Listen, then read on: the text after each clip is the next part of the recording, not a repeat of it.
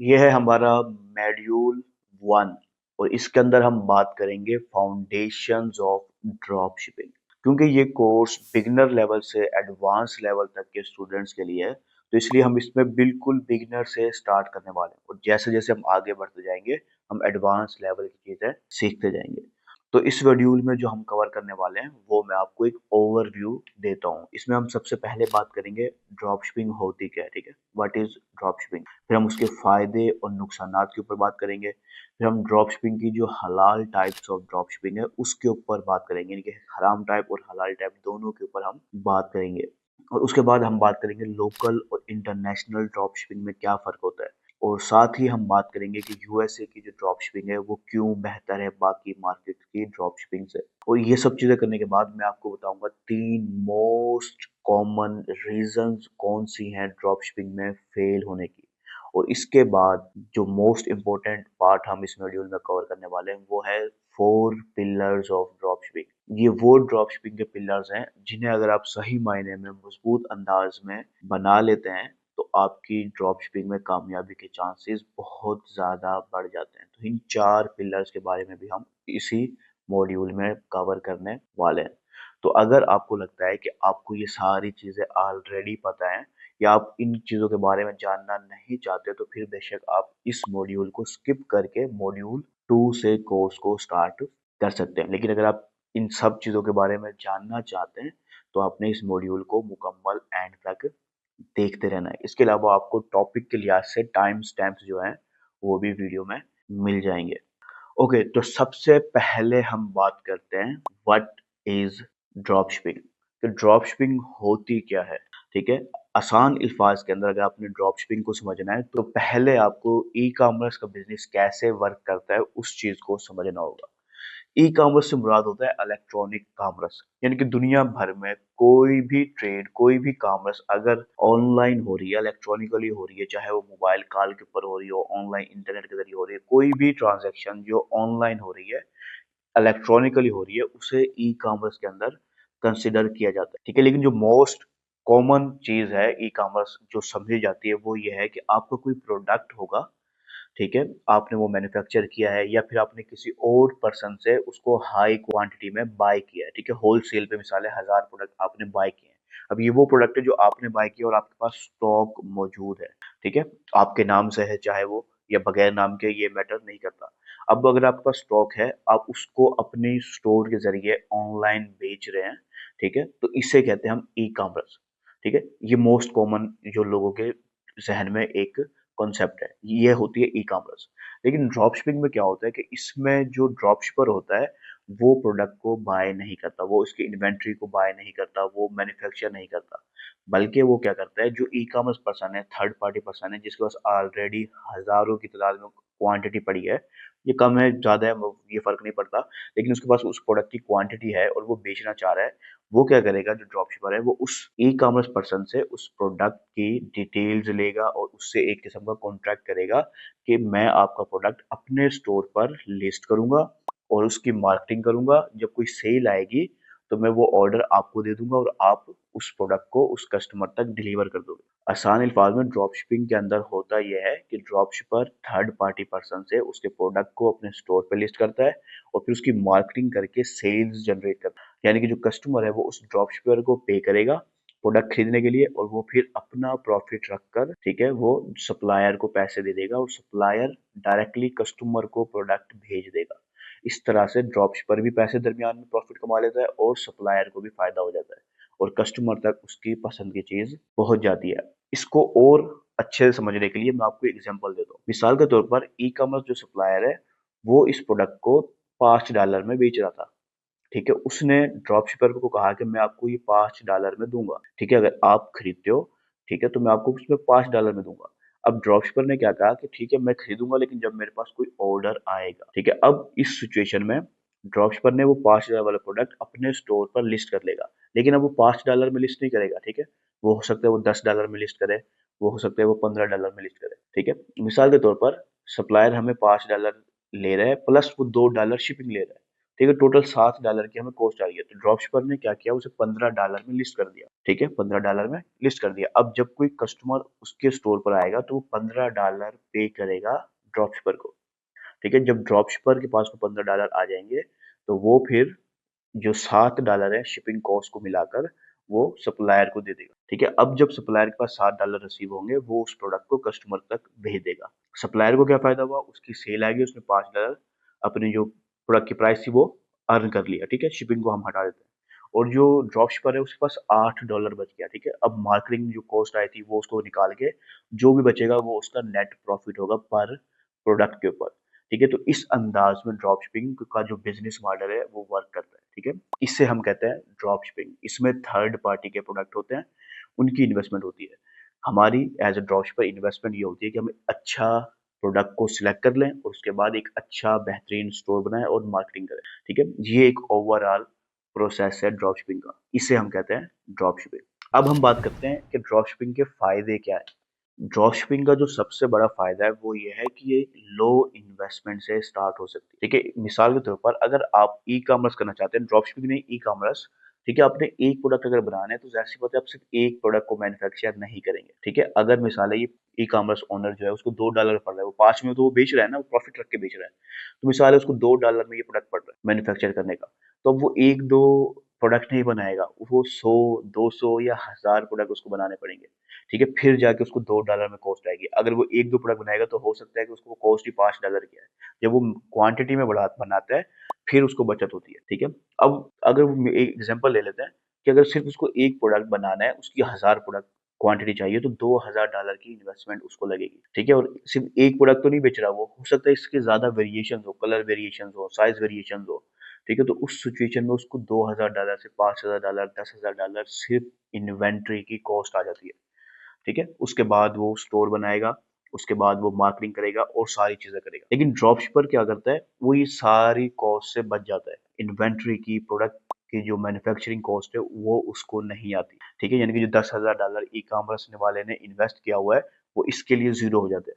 ठीक है, इसने सिर्फ स्टोर बनाना है और फिर मार्केटिंग करना है। ठीक है, तो इन्वेस्टमेंट ये समझ लें ई कॉमर्स की निस्बत 5 से 10 गुना कम हो जाती है। ठीक है, या उससे भी कम हो जाती है। तो इस तरह से ये लो इन्वेस्टमेंट से स्टार्ट हो जाता है। ये इसका बहुत बड़े फायदों में से एक फायदा है। दूसरा इसका बड़ा फायदा कि इसमें इन्वेंट्री को मैनेज नहीं करना पड़ता। ठीक है, क्योंकि वो इन्वेंट्री सप्लायर संभाल रहा होता है। अब मिसाल के तौर पर लें कि आपने जब बिजनेस स्टार्ट किया, ड्रॉपशिपिंग स्टार्ट किया, आपको 10 ऑर्डर आ रहे थे। ठीक है, अब आप उसको जो है ना, आप वक्त के साथ वो 100 ऑर्डर आने लग गए। तो जब ई कॉमर्स पर्सन होता है उसको पता है कि मेरे पास स्टॉक तो सिर्फ 10 पड़ा है। अगर कोई 10 नेक्स्ट मंथ जो 10 ऑर्डर आएंगे उसके लिए मुझे दोबारा से प्रोडक्ट को बनाना पड़ेगा।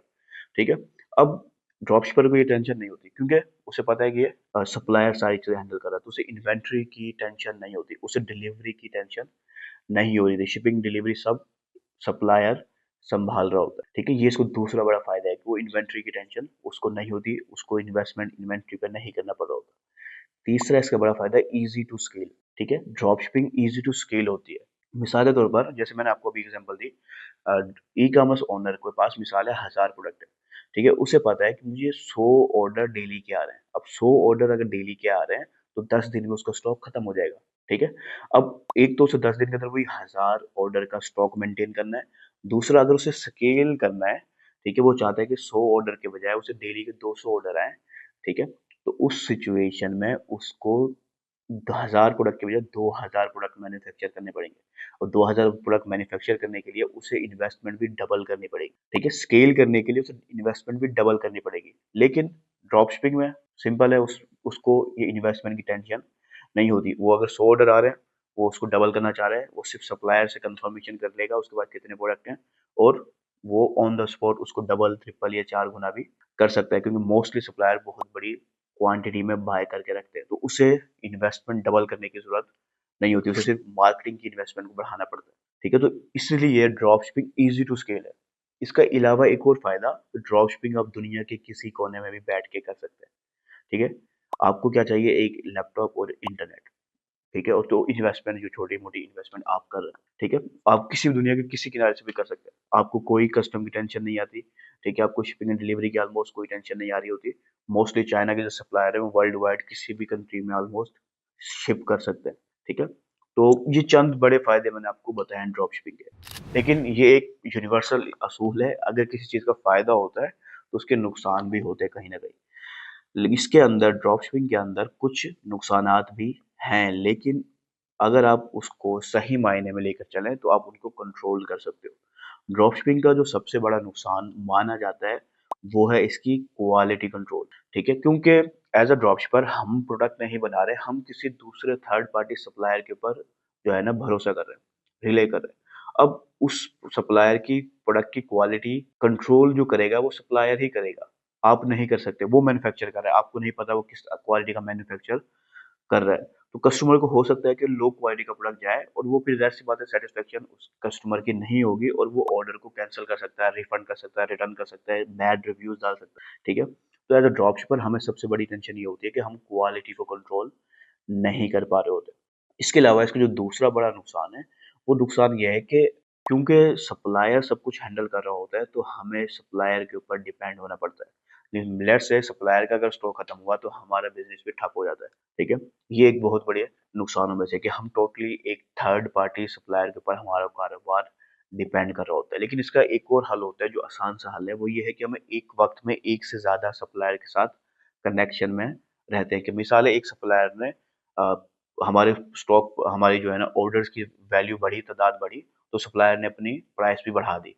तो पता है कि ये हमसे ही बाय करेगा, तो प्रोडक्ट की प्राइस बढ़ा दी मुनाफ़ा कमाने के लिए। लेकिन हमारे लिए वो नुकसानदायक साबित हो सकती है। तो इसलिए हम क्या करेंगे, हम एक से ज़्यादा सप्लायर के साथ कनेक्शन में रह सकते हैं, जिससे एक तो हम मोनोपोली क्रिएट करने नहीं देंगे, एक सप्लायर के ऊपर डिपेंड नहीं होंगे।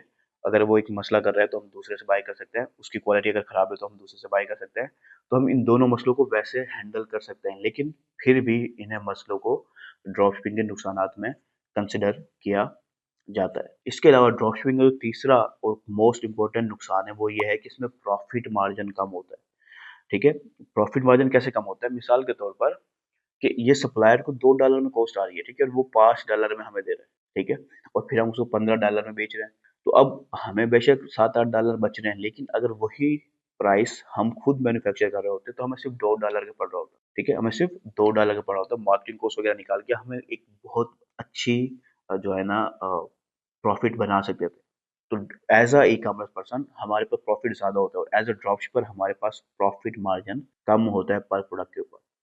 ठीक है? तो ये इसका काफ़ी बड़ा नुकसान है, जिसको बड़ी ही एहतियात से अच्छे प्रोडक्ट सिलेक्ट करके हम जितना भी कम करने की कोशिश किए करें, कर सकते हैं। लेकिन बहरहाल ई-कॉमर्स की निस्बत ड्रॉप शिपिंग के अंदर जो प्रॉफ़िट मार्जिन होता है, वो कम होता है और ये मैं समझता हूँ कि ये एक नुकसान है। लेकिन स्टार्ट के अंदर हम इसको बर्दाश्त करते हुए अपना एक एस्टेब्लिश बिज़नेस बना सकते हैं और बाद में हम ड्रॉप शिपिंग के बजाय हम अपने खुद के प्रोडक्ट को भी सोर्स कर सकते हैं। इससे हमारी जो कॉस्ट है, वो मार्केटिंग कॉस्ट, दूसरी कॉस्ट है, सारी सेम रहेगी, लेकिन हमारा सस्ता प्रोडक्ट हो जाएगा और इससे हमारा प्रॉफ़िट मार्जिन ऑटोमैटिकली बढ़ जाएगा। तो स्टार्ट के अंदर मैं समझता हूँ कि प्रॉफ़िट मार्जिन को कम रखते हुए हम बर्दाश्त कर सकते हैं और हम उसको बाद में अपने लिए एडवांटेज बना सकते हैं। तो ये 3 मैंने बड़े नुकसानात बताए ड्रॉप शिपिंग के। देखिए और भी छोटे-मोटे नुकसानात हैं और इसके अलावा जो फ़ायदे मैंने बताए उसमें और फ़ायदे भी हैं। लेकिन ये चंद फ़ायदे और नुकसानात वो हैं जो मोस्ट कॉमन और मोस्ट इम्पोर्टेंट है, ठीक है? तो वही मैंने आपको बताए। ओके, तो अब हम बात करते हैं कि लोकल और इंटरनेशनल ड्रॉप शिपिंग में फ़र्क क्या होता है और कौन सी ड्रॉप शिपिंग ज़्यादा बेहतर है। तो लोकल यानी कि पाकिस्तानी ड्रॉप शिपिंग और इंटरनेशनल ड्रॉप शिपिंग में एक मेजर डिफरेंस होता है। अच्छा, यहाँ पर एक चीज़ समझिए, पाकिस्तानी ड्रॉप शिपिंग के साथ-साथ कुछ और कंट्रीज़ भी हैं जिसमें ड्रॉप शिपिंग इसी अंदाज़ में काम करती है जैसे पाकिस्तान में। मिसाल के तौर पर पाकिस्तान, इंडिया, इसके अलावा दुबई, सऊदीया, ये कुछ ऐसे कंट्रीज़ हैं जहाँ पर सीओडी मेथड काम करता है। सीओडी से मुराद है कैश ऑन डिलीवरी।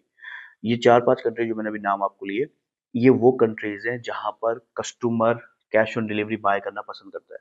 ठीक है? यानी कि जब प्रोडक्ट उसके पास घर पे पहुँचेगा तो वो उस वक़्त कैश की सूरत में पैसे डिलीवरी पर्सन को देता है। लेकिन इंटरनेशनल में क्या होता है यानी कि यूएस, यूके और दूसरी बड़ी मार्केट्स उसके अंदर क्या होता है कि वो एडवांस पेमेंट करते हैं। ठीक है? कैश ऑन डिलीवरी नहीं करते बल्कि वो एडवांस आपको पे करेंगे और फिर आप आगे का प्रोसेस स्टार्ट करोगे। अब इसमें बड़ा डिफरेंस जैसे मैंने कहा कैश ऑन डिलीवरी का है। अब उससे फायदा और नुकसान क्या होता है मैं आपको बताता हूँ। कैश ऑन डिलीवरी में सिचुएशन ये होती है कि जो कैश ऑन डिलीवरी वाली कंट्रीज है वहां पर रिटर्न रेट बहुत ज्यादा देखने को मिलता है। ठीक है, 20 से 30%, 40% ये नॉर्मल रिटर्न रेट है। इसकी वजह क्या है कि जब कस्टमर ने उसको मिसाले एक दिन ऑर्डर कर दिया, उसने अभी पैसे नहीं पे किए, यानी कि वो कमिटेड नहीं है 100%। अब जब कस्टमर के पास वो प्रोडक्ट पहुंचता है 3 दिन बाद, 5 दिन बाद, 7 दिन बाद, तो उसका रिजल्ट ये निकलता है कि उस वक्त तक कस्टमर का जो माइंड है वो चेंज हो जाता है। ठीक है, और वो प्रोडक्ट को एक्सेप्ट करने से ही इनकार कर देता है। ठीक है, मोस्टली सीओडी कंट्रीज में ये बहुत ज्यादा कॉमन है, ये बहुत ज्यादा कॉमन चीज है। और इससे जाहिर सी बात है जो एक ड्रॉप शिपर है या ई कॉमर्स पर्सन है उसको नुकसान का सामना करना पड़ता है। और इसके जो उलट है इंटरनेशनल ड्रॉप शिपिंग, उसमें ये होता है कि कस्टमर ने एडवांस ऑलरेडी आपको ऑन द स्पॉट पे कर दिया। अब उसको जब 5 दिन बाद, 7 दिन बाद प्रोडक्ट पहुंचेगा तो उसकी माइंड चेंज होने के चांसेस इतने ज्यादा नहीं होते। तो वहां पर जो नॉर्मल रिटर्न रेट होता है वो 5 से 10% देखने को मिलता है। और ज्यादातर रिटर्न उस वक्त होता है जब प्रोडक्ट की क्वालिटी सही ना हो, ये प्रोडक्ट मिसाल है डैमेज होकर कस्टमर तक पहुंचा हो। इसके अलावा इसका जो दूसरा बड़ा फर्क है कि जैसे सीओडी कंट्रीज होती है उसमें जो सप्लायर होता है वो सारी पेमेंट को हैंडल कर रहा होता है। ठीक है, मिसाल के तौर पर मैं एक जर्नी समझाता हूँ आपको। अगर आप सीओडी कंट्री में ड्रॉप शिपिंग कर रहे हैं तो उसमें क्या होगा कि आपने स्टोर पे प्रोडक्ट डाला हुआ है, आपने मार्केटिंग की। अब कस्टमर क्या आएगा, कस्टमर आएगा आपके स्टोर पे ऑर्डर करेगा। अब वो आपको पे नहीं कर रहा क्योंकि कैश ऑन डिलीवरी। ठीक है, अब आपको पे नहीं करा तो आप भी सप्लायर को पे नहीं करोगे, आप भी सप्लायर को बस ऑर्डर दोगे कि ये ऑर्डर आया है इस कस्टमर का। अब वो सप्लायर अपने प्रोडक्ट को उस कस्टमर के पास भेजेगा और वो जो कोरियर कंपनी के जरिए भेजेगा वो उस कस्टमर से पेमेंट रिसीव करेगी। ठीक है, वो पेमेंट उस प्रोडक्ट की लेगी, प्रोडक्ट कस्टमर को दे देगी। अब वो प्रोडक्ट जब उसके पास पहुंच गया और कैश सब उसके पास कंपनी के पास पहुंच गया, वो वापस आके सप्लायर को दे देगा। ठीक है, अब वो सप्लायर अपनी पेमेंट कट करेगा, जो भी उसकी पेमेंट होगी। ठीक है, अपने प्रोडक्ट की शिपिंग कॉस्ट वगैरह निकालेगा, ऊपर जो प्रॉफिट मार्जिन होगा वो आपके अकाउंट में ट्रांसफर कर देगा। अब इस सारे प्रोसेस में 2 से 3 हफ्ते लग जाते हैं। ठीक है, इसके दूसरी तरफ अगर हम इंटरनेशनल में आए तो इंटरनेशनल में आपने इंटरनेशनल ड्रॉप शिपिंग में आपने शॉपिफाई स्टोर बनाया हुआ है मिसाल है, उस पर कस्टमर जब आएगा ऑर्डर करने तो वो ऑन द स्पॉट उसी वक्त आपको पे करेगा। ठीक है, $10 है, $15 है, $20 है, $50 है, जितने भी है वो ऑन द स्पॉट आपको उस प्रोडक्ट की प्राइस पे करेगा एडवांस में। ठीक है, आपके अकाउंट में पेमेंट पहुंचेगी, यानी कि आपको जो पेमेंट गेटवे होगा उसमें पेमेंट पहुंचेगी। ठीक है, फिर आप उसमें से सप्लायर को पे करोगे, जो सप्लायर की कॉस्ट है, शिपिंग कॉस्ट है, वो आप सप्लायर को पे करोगे। अपना मुनाफा आप उसी दिन अपने पास रख लोगे। ठीक है, और फिर सप्लायर उसको कस्टमर तक डिलीवर कर देगा। तो इससे ये होता है कि जो सीओडी कंट्रीज है उसमें 2 से 3 हफ्ते आपको अपनी पेमेंट को रिटर्न करने में सबर करना पड़ता है, यानी कि आप 2-3 हफ्ते लग जाते हैं आपके पेमेंट को रिटर्न आपके पास प्रॉफिट को आने में। इसके अंदर क्या होता है कि इसकी जो पेमेंट है, जो प्रॉफिट है, वो आपको उसी वक्त रिसीव हो जाते हैं आपके पेमेंट गेटवे अकाउंट में। पेमेंट गेटवेज क्या होते हैं हम आगे मॉड्यूल 2 में कवर करेंगे। ठीक है, तो ये दो बड़े मेजर डिफरेंस है लोकल ड्रॉप शिपिंग में और इंटरनेशनल ड्रॉप शिपिंग में। अब लोकल ड्रॉप शिपिंग की निस्बत इंटरनेशनल ड्रॉप शिपिंग को ऑटोमेट करना, उसके प्रोसेस को स्पीड अप करना, उसकी वर्क फ्लो को, उसकी कैश फ्लो को मेंटेन करना ज़्यादा आसान होता है बानिस्बत जो है ना COD based countries, local countries के, यानी कि लोकल ड्रॉप शिपिंग के। अच्छा, मैं यहाँ लोकल ड्रॉप शिपिंग मुराद पाकिस्तानी ड्रॉप शिपिंग भी कर रहा हूँ, दुबई की ड्रॉप शिपिंग, सऊदी की ड्रॉप शिपिंग भी मैं कंसिडर कर रहा हूँ। ठीक है, वैसे तो वो हमारे लिए एक फॉरेन कंट्रीज ही हैं, लेकिन वो सब सीओडी बेस्ड मॉडल पर ही वर्क कर रही होती है। अच्छा, अब यहाँ पर आपको एक चीज़ क्लियर हो गई कि जो सीओडी बेस्ड कंट्रीज हैं वो कैसे काम करती हैं और इंटरनेशनल कंट्रीज कौन सी कैसे काम करती हैं। इसके अलावा आपको एक और चीज़ भी समझ में आ गई होगी कि इंटरनेशनल कंट्रीज ज़्यादा बेस्ट ऑप्शन हो सकते हैं आपको ड्रॉप शिपिंग स्टार्ट करने के लिए। तो अब हम बात करते हैं कि इंटरनेशनल कंट्रीज के अंदर यूएसए ज़्यादा बेस्ट ऑप्शन क्यों है। एक चीज़ आप समझें, वैसे तो सारी कंट्रीज, बड़ी जो कंट्रीज हैं उन सब में ड्रॉप शिपिंग आपको फायदा देती है। यूएस हो, चाहे कनाडा हो, ऑस्ट्रेलिया हो, यूके हो। ठीक है, ये सारी कंट्रीज ही, ये 4 मोस्ट इंपॉर्टेंट बड़ी कंट्रीज में से शामिल हैं। तो इन 4 में करें बेस्ट है। इन 4 में से भी यूएस को हम ज़्यादा प्रेफर कर रहे होते हैं। इसकी चंद वजहें हैं। पहली वजह, जो यूएस की कंज्यूमिंग पावर है, परचेजिंग पावर है, खासतौर पे कंज्यूमिंग भी नहीं, परचेजिंग जो पावर है वो बाकी कंट्रीज के इस पर ज्यादा है। यानी कि जो यूएस सिटीजन हैं वो नॉर्मली $100 से $200 का एवरेज ऑनलाइन इजीली स्पेंड कर रहे होते हैं। ठीक है, $100 से $200 के रेंज में वो बड़ी आसानी से बाय कर रहे होते हैं। उनकी परचेजिंग पावर बाकी कंट्रीज के जो यूजर्स हैं उनकी परचेजिंग पावर से कई गुना ज्यादा है। ठीक है, इसके अलावा दूसरा कि ऑनलाइन परचेज के ऊपर सबसे ज्यादा ट्रस्ट जो पाया जाता है वो यूएस के अंदर पाया जाता है।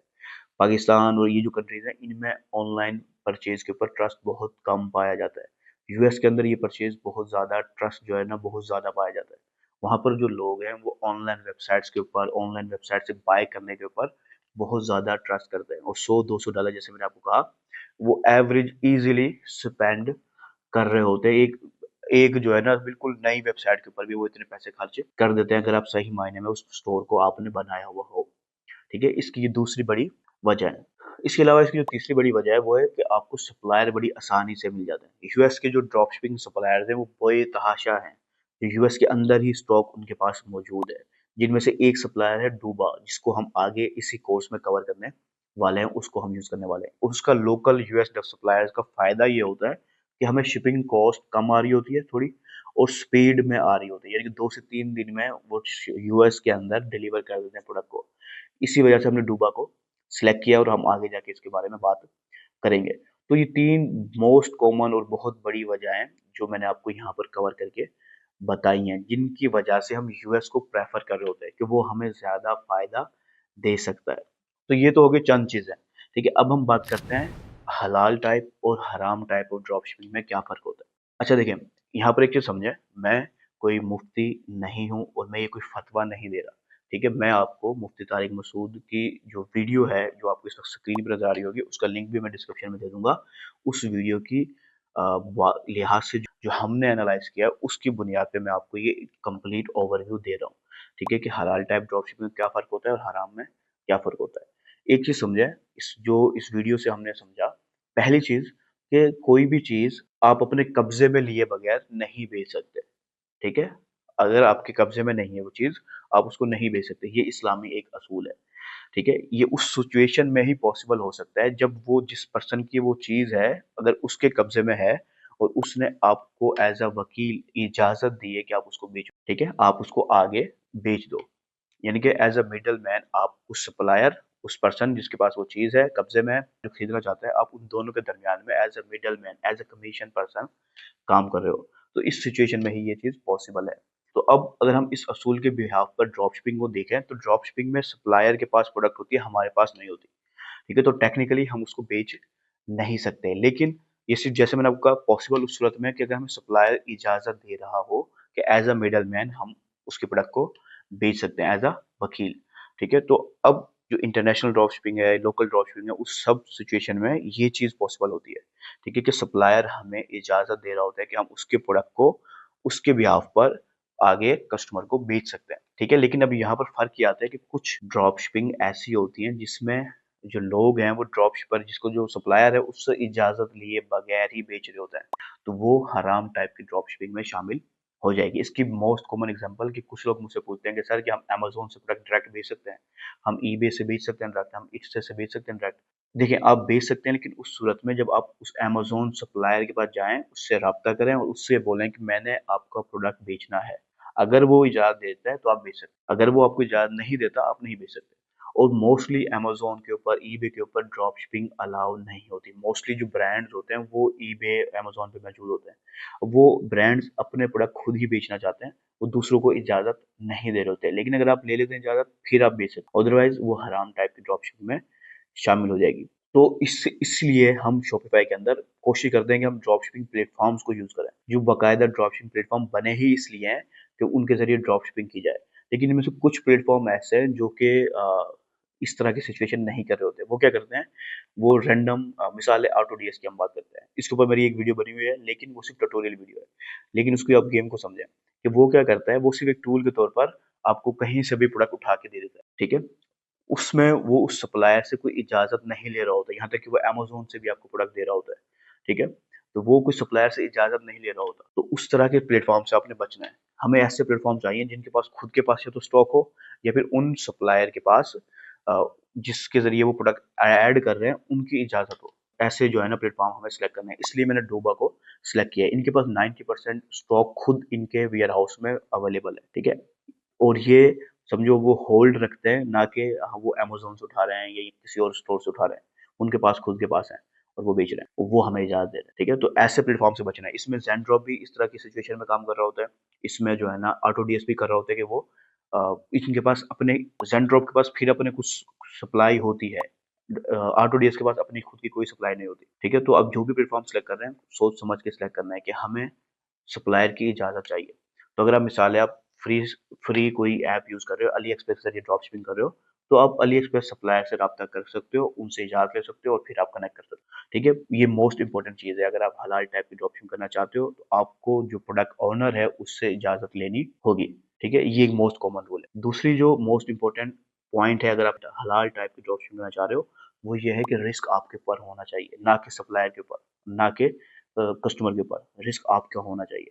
तो मिसाल के तौर पर ज़्यादातर लोग क्या करते हैं कि कस्टमर ने ऑर्डर किया, उसने प्रोडक्ट सप्लायर से भिजवा दिया, ठीक है? लेकिन अब कस्टमर उसको रिटर्न करना चाह रहा है, अब वो रिटर्न नहीं ले रहा, ठीक है? एक गलती कर रहा है, ठीक है? यहाँ पर इस्लामिक पॉइंट टूट जाता है कि अगर वो वापस करना चाह रहा है, उसमें कोई फ़ॉल्ट है, तो आपको वापस लेना होगा।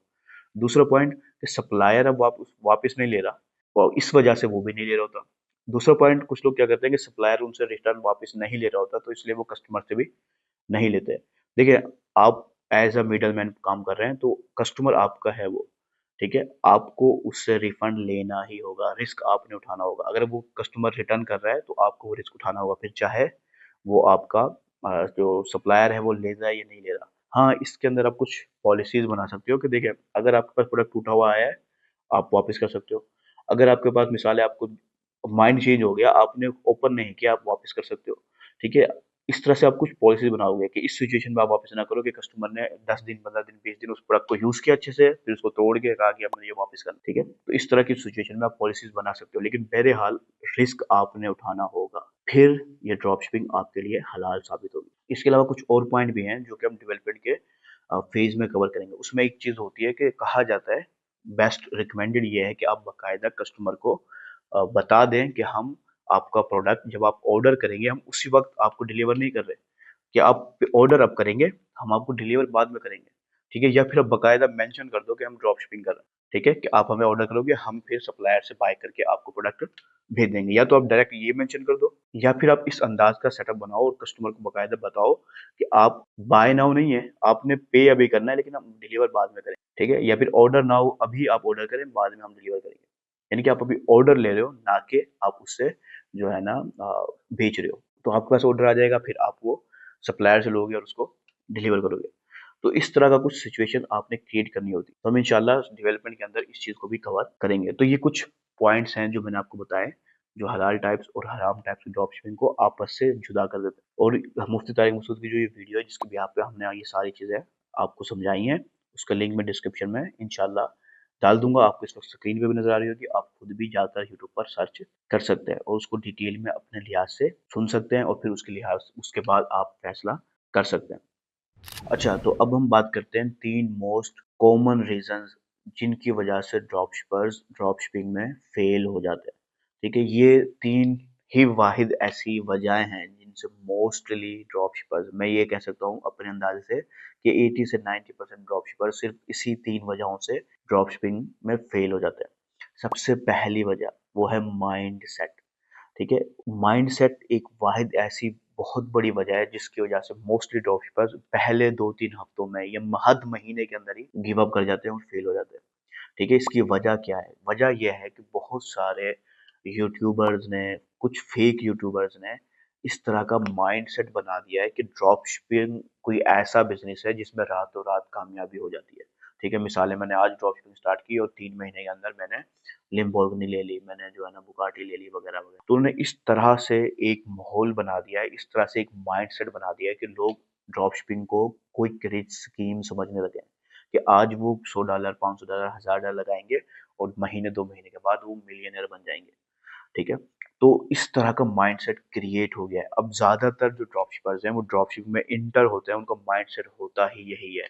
अगर हकीकत में बताऊँ तो जब हमने स्टार्ट की थी 2019 में तकरीबन, तो हमारा भी माइंडसेट यही था और मैं लिटरली जो है ना कहता था अपने घर पर, ठीक है, अपने अब्बू से, दूसरों से कि अब मैं ड्रॉपशिपिंग स्टार्ट करने वाला हूँ और फिर देखना कि हम जो है ना महीने बाद, साल बाद जो है, हम ढेर लगा देंगे पैसों का। ठीक है? तो ये सिचुएशन होती है और ये होती है। और इसकी वजह से जब मैंने अपना पहला ड्रॉप शिपिंग स्टोर स्टार्ट किया था, मैं फेल हो गया था ड्रॉप शिपिंग में। मैं $1 भी कमा नहीं पाया था। जबकि उस वक़्त मैं खुद स्टोर बना सकता था, मैंने खुद एक बेहतरीन स्टोर बनाया। अगर मुझे उसकी पिक्चर वगैरह मिल गई तो मैं इस वीडियो की स्क्रीन पे आपको दिखा भी दूँगा इंशाल्लाह। ठीक है, बेहतरीन स्टोर बनाया, प्रोडक्ट लगाया और फिर मार्केटिंग की और ज़ीरो सेल, ठीक है? उसकी वजह मुझे बाद में कई साल बाद 1-2 साल बाद जाके समझ में आई। लेकिन पॉइंट ये है कि क्योंकि मैंने स्टार्ट जो माइंड किया था, वो माइंड में था ही ये कि मैं अभी स्टार्ट कर रहा हूँ और मैं अभी मिसाल है $10 $5 ऐड पे लगा के स्टार्ट करूँगा और मुझे सेल आना शुरू हो जाएगी, रिटर्न आना शुरू हो जाएगा, ठीक है? और ज़ाहिर-सी बात है जब वो मुझे नहीं आया ऑन द स्पॉट मैंने वो ड्रॉप शिपिंग बंद कर दी, ठीक है? और कुछ अरसा यानी कि तकरीबन 6 महीने, साल मैंने ड्रॉप शिपिंग को दोबारा हाथ भी नहीं लगाया। क्यों? क्योंकि मेरे माइंडसेट जो था वो बनाया ही इस अंदाज में गया था, ठीक है? कि ड्रॉप शिपिंग में आप रातों-रात कामयाब हो जाते हैं। वो बाद में जाके समझ में आया कि ये चीज़ नहीं होती। ड्रॉप शिपिंग भी एक बिज़नेस ही है, ड्रॉप शिपिंग भी एक कारोबार ही है। कोई भी कारोबार रातों-रात ऊँचाइयों तक नहीं पहुँचता, ठीक है? कुछ कारोबार मिसाल है वो 6 महीने, साल में कामयाबी पे जाते हैं। कुछ कारोबारी हैं जो 4 साल, 5 साल में जाके कामयाबी पे जाते हैं। ये डिपेंड करता है different situation, different knowledge base के बिहाफ़ पर, डिफरेंट एक्सपीरियंसेस के बिहाफ़ पर। लेकिन हम ये नहीं कह सकते कि आप एक ही जो है ना महीने में ड्रॉप शिपिंग में कामयाब हो जाओगे और आप हज़ारों, लाखों डॉलर अर्न करेंगे। तो ये माइंडसेट सबसे बड़ी वजह है, जिसकी वजह से लोग फेल हो जाते हैं क्योंकि वो इरादा स्टार्ट में ही ये चीज़ बना के आते हैं कि हम समझो $100 हम लगा रहे हैं और हमें $200 वापस आ जाएगा। फिर हम $200 लगाएँगे, फिर वो $400 हो जाएगा, फिर 400 लगाएँगे वो 800 हो जाएगा, ऐसे डबल होता जाएगा, ठीक है? और फिर पैसा ही पैसा होगा। तो इस तरह की माइंडसेट की वजह से वो फेल हो जाता है। तो यहाँ पर मैं आप लोगों को ये मशवरा दूँगा, भाइयों वाला मशवरा दूँगा कि आपने अपने माइंडसेट को क्लियर रखना है, ठीक है? मैं ये नहीं कह रहा कि आपको 5 साल चाहिए। आपने ये चीज़ समझनी है कि ड्रॉप शिपिंग जो है वो एक बिज़नेस है, कोई जुआ नहीं है कि आपने पैसा लगाया और आप लकी ड्रॉ जीत जाएँगे अचानक से, ठीक है? ये प्रॉपर बिज़नेस है। आपने प्रॉपर बिज़नेस के अंदाज़ में लेकर चलना है। अगर आपको नहीं आता आप सीखोगे, ठीक है? अगर आपको नहीं आता आप सीखोगे। अगर आपका बजट अच्छा है तो आप किसी एक्सपर्ट को हायर कर सकते हो अपना टाइम बचाने के लिए, अपनी गलतियों से बचने के लिए। लेकिन जो भी आपकी सिचुएशन है, उसकी बुनियाद पर आपको बिज़नेस को बिज़नेस समझ के लेके चलना है, ठीक है? तो इस माइंडसेट को क्लियर रखना है कि ये बिज़नेस है, इसमें हमें नुकसान हो सकता है, हम इसको उस नुकसान को समझेंगे और फिर हम उसको सही करेंगे ताकि हम उसे नुकसान से प्रॉफ़िट में आ सकें। ना कि अगर हमें एक छोटा-सा नुकसान हुआ और हम उसको छोड़ देंगे। ये चीज़ हमने नहीं करनी है, अपने माइंडसेट को क्लियर रखना है। ये कोई कोई क्रेज़ स्कीम नहीं है। इसमें आपको महीना लग सकता है, इसमें आपको 3 महीने लग सकते हैं, इसमें आपको 6 महीने लग सकते हैं, इसमें आपको साल लग सकते हैं, ठीक है? मैं जो रिकमेंड करता हूँ किसी भी पर्सन को, चाहे वो ऐड के ज़रिए ड्रॉप शिपिंग कर रहा है, चाहे वो ऑर्गेनिक एसईओ के ज़रिए ड्रॉप शिपिंग कर रहा है, वो कोई भी कर रहा है, साल आपने ज़हन में रखना है कि हो सकता है कि मुझे प्रॉफ़िट ना हो रहा हो या फिर मिनिमम लेस प्रॉफ़िट हो रहा हो, ठीक है? उस प्रॉफ़िट से बर्दाश्त करते हुए मैंने साल तो कम से कम ड्रॉप शिपिंग को ट्राई करना है। उसकी चीज़ें समझ नहीं आ रही, मैं उसको ट्राई करूँगा, मैं उसको सही करने की कोशिश करूँगा। क्योंकि एक चीज़ समझ लें, ये कोई ऐसा बिज़नेस नहीं है जो कोई लोग नहीं कर रहे हैं, हज़ारों लाखों में लोग हैं जो कर रहे हैं ऑलरेडी, ठीक है? अगर वो लोग कर सकते हैं तो आप लोग भी कर सकते हैं। बस शर्त ये है कि आपने उस पैटर्न को समझना है कि अगर आपको सेल नहीं आ रही तो उसकी क्या वजह है, आपका स्टोर काम नहीं कर रहा तो उसकी क्या वजह है, और आपका प्रोडक्ट सही नहीं है तो उसकी क्या वजह है। हर चीज़ की वजह को तलाश करना है और उसको इम्प्रूव करना है, ठीक है? इस टाइप का आपने माइंडसेट बनाना है कि मैं फेल हो सकता हूँ, ठीक है? मैं उसको फिर दोबारा कोशिश करूँगा, मैं फिर दोबारा कोशिश करूँगा, मैं फिर सही करूँगा, फिर इम्प्रूव करूँगा और यहाँ तक इंशाल्लाह मैं उस ड्रॉप शिपिंग के अंदर कामयाबी तक जाऊँगा, ठीक है? इस टाइप का आपने माइंडसेट बनाकर फिर चलना है। दूसरी वजह है कमिटमेंट, ठीक है? दूसरी जो रीज़न है वो कमिटमेंट है। कमिटेड नहीं हो पाते पर्सन। ड्रॉप शिपिंग में ये जो चीज़ हमने देखी है, ये मोस्ट कॉमन है कि ज़्यादातर लोग कमिटेड नहीं हो पाते। चाहे उनका इन्वेस्टमेंट कम हुई है लेकिन उसके बावजूद भी वो कमिटेड नहीं हो पाते। उसकी वजह क्या है? वो लेस इन्वेस्टमेंट ही है। हम शूज़ से एग्ज़ाम्पल लेते हैं। अगर कोई एक शू ब्रांड बनाना है उसने, एक पर्सन ने, तो मिसाल है उसने 5 डिफरेंट डिज़ाइन से वो स्टार्ट कर रहा है। सिर्फ़ 5, ठीक है? 5 डिज़ाइन है डिफरेंट शूज़ के, वो उसको स्टार्ट कर रहा है। लेकिन आप यहाँ पर समझें, उसे क्या चाहिए, उस 5 डिज़ाइन है, लेकिन उसको एक तो साइज़ की वेरिएशन को कंट्रोल करना है। हो सकता है 5 साइज़ वो बना रहा हो, यानी कि एक डिज़ाइन के 5 डिफरेंट साइज़ होंगे, तो ऐसे टोटल 25 वेरिएशन बन जाएँगी। और अगर उसमें कलर वेरिएशन भी डाल दी, मिसाल है 2 कलर वेरिएशन डाल दी, तो 50 टोटल वेरिएशन बन जाएँगी, ठीक है? 50। और अगर वो हर शूज़ का सिर्फ़ 10 पीस बनवाता है, हर शूज़ का सिर्फ़ 10 पीस वो बनवाता है, तो आप उसको खुद अंदाज़ा लगा लें कि उसको 500 प्रोडक्ट बनाने पड़ेंगे, ठीक है? और एक शूज़ अगर उसे $10 का कॉस्ट आ रही है, तो आप अंदाज़ा लगाएँ $5000 की इन्वेस्टमेंट उसको करनी पड़ेगी, ठीक है? सिर्फ़ और सिर्फ़ अभी इन्वेंटरी बाय करी है उसने, फिर वो एक अच्छा स्टोर बनाएगा, उस पे इन्वेस्टमेंट करेगा, फिर वो मार्केटिंग के लिहाज से इन्वेस्टमेंट कर रहा होगा। अगर वो पेड ऐड लगा रहा है तो मिसाल है अगर यूएस मार्केट है तो $1000 पर मंथ उसका खर्चा आ रहा हो सकता है। ठीक है, यानी कि वो 5, 6, $7000 इन्वेस्ट करके स्टार्ट कर रहा होता है। लेकिन दूसरी तरफ ड्रॉपशिपर क्या है, उसकी ये सारी इन्वेस्टमेंट बच जाती है, उसने $5000 जो लगाने थे वो नहीं लगाएगा, वो सप्लायर हैंडल कर रहा है। ठीक है, अब आगे उसकी कॉस्ट है, वो स्टोर बनवाता है, वो जाएंगे। ठीक है, फिर वो मार्केटिंग करेगा, तो यानी कि उसकी 5 से 6 गुना इन्वेस्टमेंट कम हो गई। और सिर्फ मैं समझता हूँ सिर्फ इसी वजह से, क्योंकि उन्होंने इन्वेस्ट नहीं किया एक बड़ी अमाउंट, उसकी 500 प्रोडक्ट उसके स्टॉक में नहीं पड़े हुए, तो उसे टेंशन नहीं हुई इतनी।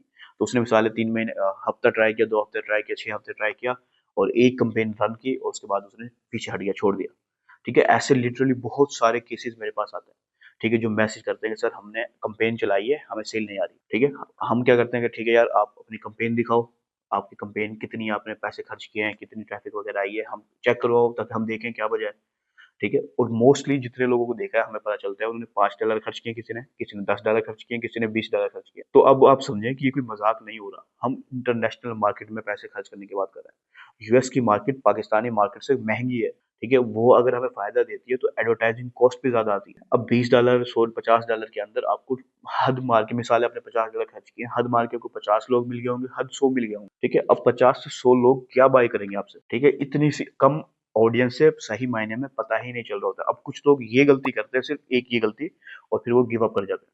क्यों? क्योंकि उनको $50 उन्हें खर्च किया, उनको सेल ही नहीं आई, और वो छोड़ देते हैं। अगर आप इस चीज को अंदाजा लगाएं तो ये कोई रीजन नहीं है। ठीक है, क्योंकि आपने असल में डाटा ही नहीं समझा। हम ये सब चीजें इंशाल्लाह इस पूरे कोर्स में डिटेल में कवर करेंगे, लेकिन यहाँ पर मैं एक स्टोरी सुनाता हूँ आपको। अमेजोन की पुरानी मैं आपको बात बता रहा हूँ कि वो इंडिया के अंदर एक नया कस्टमर लेने के लिए 4000 इंडियन रुपीज खर्च करता है। ठीक है, मैं कई साल पुराना डाटा बता रहा हूँ आपको। 4000 इंडियन रुपीज वो एक नया कस्टमर लेने के लिए खर्च करता है।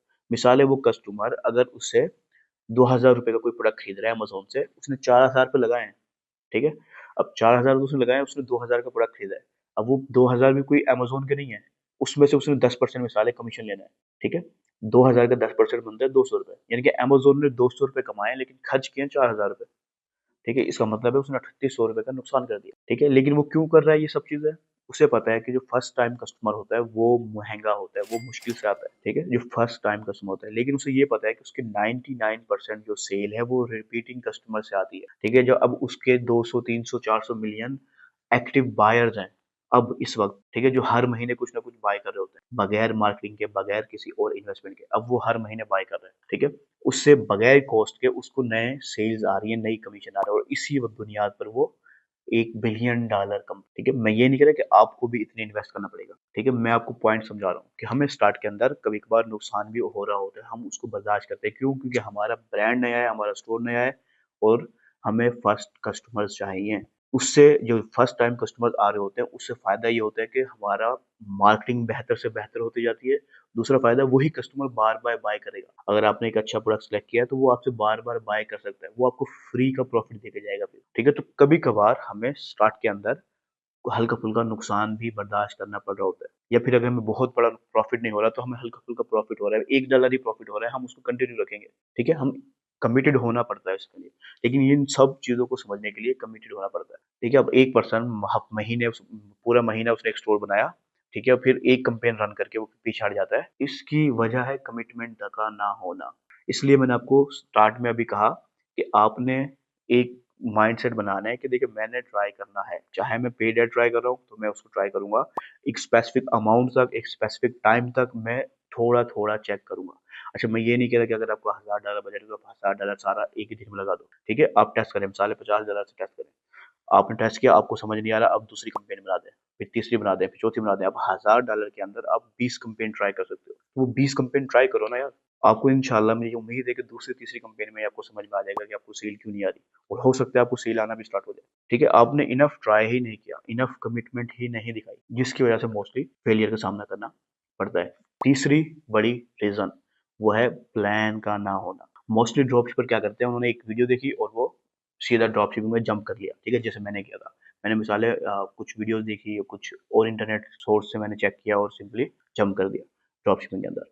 और कोई हेल्प की नहीं थी मेरे पास, कोई सोर्स नहीं था, कोई चीज़ नहीं थी जो मुझे गाइड कर सकती, या कोई भी पर्सन ऐसा नहीं था जो मुझे गाइड कर सकता, और रिजल्ट ये नहीं मिला कि मुझे कोई सेल नहीं हुई, कोई फायदा नहीं हुआ और मैंने कई अर्से काफी अर्से के लिए बंद कर दी ड्रॉपशिपिंग। ठीक है, प्लान नहीं था, इसकी सबसे बड़ी वजह प्लान नहीं था, मैंने सिर्फ वीडियो देख के उसके ऊपर स्टार्ट कर दिया। एक चीज समझे कि एक तो हमारे पास प्लान होना चाहिए और दूसरा प्लान के साथ हमें एक प्लानिंग चाहिए होती है, क्योंकि एक मशहूर कहावत है, plan is nothing, planning is everything. ठीक है, इंशाल्लाह इस कोर्स के अंदर मैं आपको प्लान भी दूंगा और पूरी प्लानिंग के साथ मुकम्मल तरीक़ाकार करके दिखाऊंगा। आपने सिर्फ इंशाल्लाह उसको स्टेप बाय स्टेप खुद फॉलो करते जाना है अपने लिए और इंशाल्लाह आप एक सक्सेसफुल बिजनेस कर पाएंगे इंशाल्लाह।